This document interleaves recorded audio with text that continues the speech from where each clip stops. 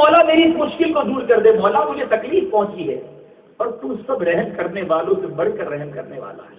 پھر آگے آیت میں ارشاد ہوتا ہے تو ہم نے اس کی تکلیف کو دور کر دیا۔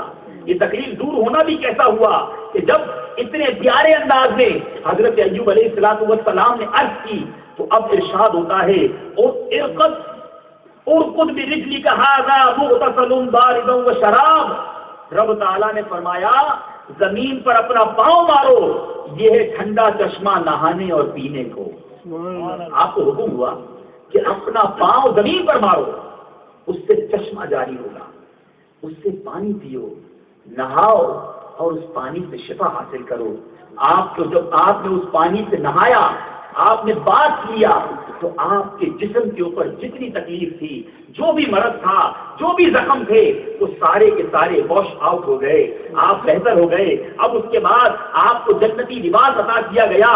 آپ علیہ السلام زیب تن ہو کر ایک طرف بیٹھ گئے، وہ لباس آپ نے پہنا، ویئر کیا اور ایک طرف ہو کے بیٹھ گئے۔ اس پانی سے نہایا تو اوپری تمام جو زخم تھے وہ ختم ہوئے۔ اس پانی کو جب پیا تو اندر جتنی کمزوری تھی وہ ساری دور ہو گئی۔ اب آپ کی زوجہ جو ہے وہ تھوڑی دیر کے بعد جب واپس آئی، اس جگہ پر دیکھا کہ اس جھونپڑی میں حضرت ایوب علیہ السلام تو نہیں ہے، ایک حسین و جمیل نوجوان بیٹھا ہے، بڑے خوبصورت لباس کو پہنے بیٹھا ہے۔ اس سے پوچھتی ہیں کہ بھائی آپ نے یہاں کسی مریض کو دیکھا ہے، کسی ایسے شخص کو دیکھا ہے جس کے جسم پر بڑا زخم ہے؟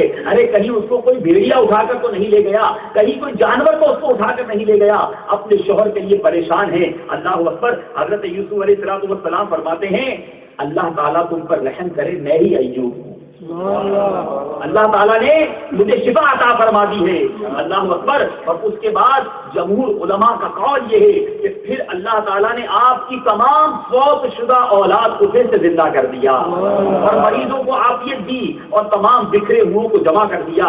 ایک قول یہ ملتا ہے کہ آپ کو دوبارہ شباب یعنی جوانی عطا کی گئی اور پہلی اولاد کی طرح اور اولاد عطا فرمائی، اور اسی طرح آپ کو کثیر مال و دولت عطا فرمایا گیا۔ میرے پیارے اور محترم اسلامی بھائیوں اور مدنی چینل کے ناظرین، بظاہر تو یہ ایک سٹوری ہے، ایک اللہ کے نبی کے زندگی کے واقعات ہیں، اور ہمارے لیے بڑا درد ہے۔ آج ہمارا کیا حال ہے؟ صبر گویا ایسا لگتا ہے کہ ہم سے دور ہو چکا ہے، بالکل ان پیشنٹ ہو گئے، ہم لوگ بے صبرے ہو گئے ہیں۔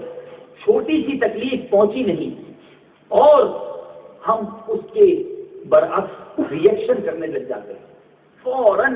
ابھی کسی نے ٹک فار ٹیک، کسی نے کچھ کہا ہمیں رپلائی دینا ہے، کسی نے کچھ ہمیں بول دیا ہمیں اس کا رپلائی دینا ہے، کوئی تکلیف پہنچی فوراً اس کی رپلائی دے کر اس تکلیف کا، اس پرابلم کا یوں سمجھ لیجیے اظہار کر دینا ہے۔ وہ صبر کہاں گیا؟ میرے پیارے اور محترم اسلامی بھائیوں اور مدنی چینل کے ناظرین، اعلیٰ کے قرآن مجید فرقان حمید ہم نے صبر کی تلقین ارشاد فرما رہا ہے۔ قرآن مجید کے پارہ نمبر 2